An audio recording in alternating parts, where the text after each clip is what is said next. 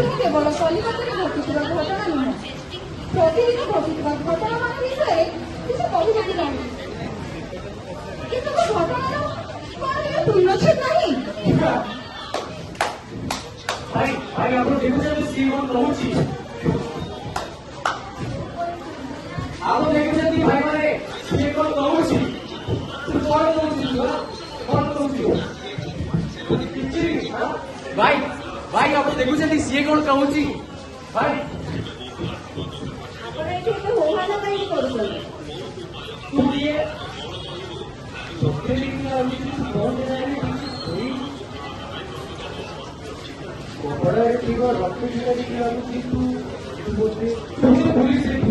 ନା ନା ମୁଁ ପୋଲିସ ନୁହେଁ, ମୁଁ ଏଠି କାମ କରୁଥିବା ଜଣେ ଡାକ୍ତର। ଏ 36 ଘଣ୍ଟା ଡ୍ୟୁଟି ମଧ୍ୟରେ ଜଣେ ରୋଗୀଙ୍କ ସମ୍ପର୍କୀୟ ଅଭଦ୍ର ହୋଇ ହାତ ଉଠାଇବାରୁ ମୋର ଏ ଅବସ୍ଥା।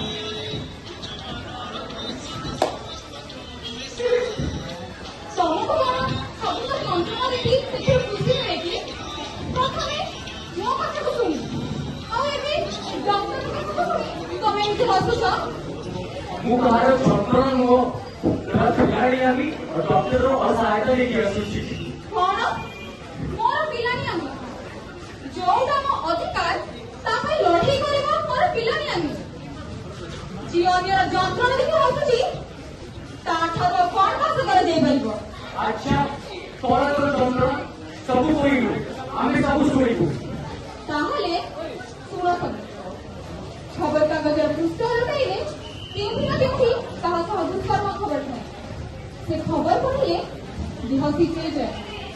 କିଏ ଜାଣେ କାଲି ସକାଳର ଖବରକାଗଜରେ ଆମ ଭିତରୁ କାହାର ନାମ ଥିବ?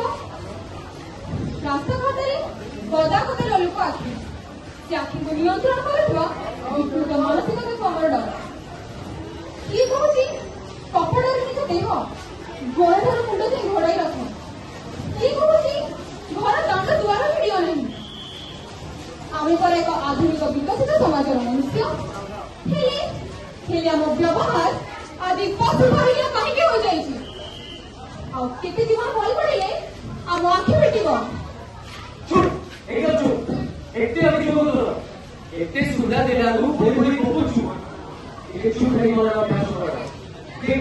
ଡକ୍ଟରକୁ ସତି ସତି ସରକାରୀ ଡ୍ୟୁଟି ଯେହେତୁ ବଞ୍ଚେଇବା ଯାଉଛି ସେମାନେ ବେଳେ ବେଳେ ତାପରେ ରକ୍ତମୁଖ ସାଜି ଯାଆନ୍ତି। କଥା କଣ କି ଆଜିର ଇଣ୍ଟରନେଟ ଯୁଗରେ ସମସ୍ତେ ପୁରା ଜ୍ଞାନୀ ଆଉ ଏବେ ବହୁତ ଜ୍ଞାନୀ।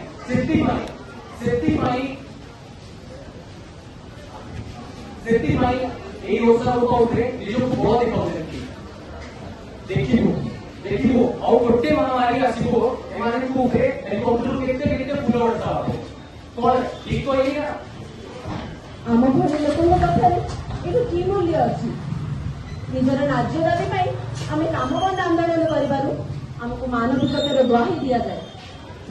ଆମକୁ ବା ଦ୍ୱିତୀୟ ଭଗବାନ କୁହାଯାଏ। ଆରେ ଦରକାର ହିଁ ଆମର ଏ ଅଭିଶପ୍ତ ଉପାଧି।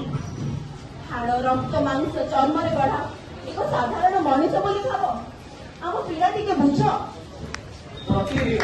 ପ୍ରତିଦିନ ମୁଁ ଏଇ ସବୁ ଘଟଣା ଦେଖୁଛି। ତୁମ ଜୀବନର ଏଠି କିଛି ମୂଲ୍ୟ ନାହିଁ।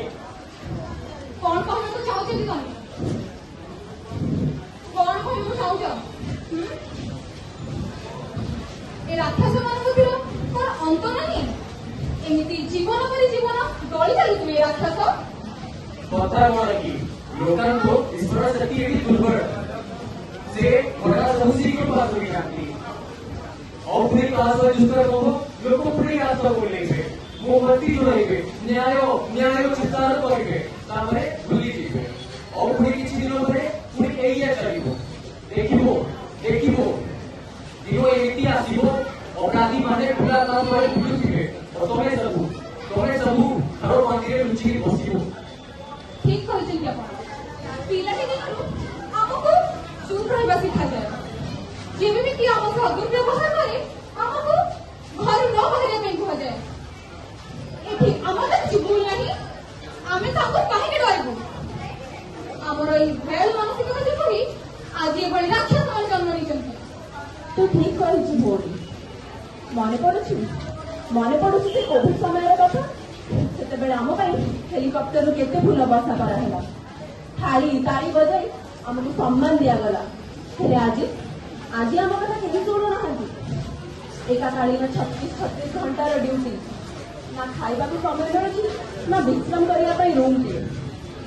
ଆଉ ଯେତେବେଳେ ଆମ ଆଖି ଆଗରେ କିଏ ମୃତ୍ୟୁବରଣ କରୁଛି ନା, ତା କାନ୍ଦର ସ୍ୱର ଆମକୁ ଶୁଆଇ ଦେଉନାହିଁ। देखिए तो आज्ञा ଏମାନଙ୍କର ଦୁଃଖ यारी भଳି ଝିଅକୁ ଚୁପ୍ ରହିବା ଶିଖାଇବାରୁ ଆଜି ଏ ଦେଶ ନିର୍ଭୟା ଅଭୟା ଏମିତି କେତେ ଘଟଣା ଦେଖି ସାରିଲାଣି। ଯାଆନ୍ତୁ ଦେଖ सोसाइटीर सुपर ब्रिलियंट स्टूडेंट परिवार समाज ସମସ୍ତଙ୍କୁ ଆଶାର ବୋଝ ତଳେ ଚାପି ହୋଇ ଆଶ୍ୱାସୀ ହୋଇ ଗଲାଣି। ଏମାନଙ୍କର ଚିତ୍କାର ଏହି ଘଟଣାର ଏହି ପିଢ଼ି ଯାଉଛି। କେତେ ଦିନ ଆମେ ଏମିତି ଏକା ଲଢୁଥିବା? ଆମ ସମସ୍ତଙ୍କୁ ଏକଜୁଟ ହେବାକୁ ପଡିବ। ଅନ୍ୟାୟ ବିରୋଧରେ ସ୍ୱର ଉଠାଇବାକୁ ପଡିବ। ନହେଲେ କିଏ ଜାଣେ କାଲି ଆଉ କାହାର ଦୁଷ୍କର୍ମ ହବ। ସମୟ ଆସିଯାଇଛି, ଆମେ ସମସ୍ତେ ଏକଜୁଟ ହେବା। ସମାଜରେ ପ୍ରତିଦିନ ଘଟୁଥିବା ଏଭଳି ଘଟଣା ସବୁ ଦେଖି ଆମେ ଆଉ କେତେ ଦିନ ଚୁପ୍ ରହିବା? ସମସ୍ତେ ନିଜ ନିଜ ଭିତରେ କିଛି ପରିବର୍ତ୍ତନ ଆଣିଲେ ଆମେ ସଭିଙ୍କ ପାଇଁ ଏକ ସୁସ୍ଥ ସମାଜ ଗଠନ କରିପାରିବା। ଏହା ହିଁ ହେଉଛି ଏ ନ୍ୟାୟ ଲଢ଼େଇର ଆହ୍ୱାନ।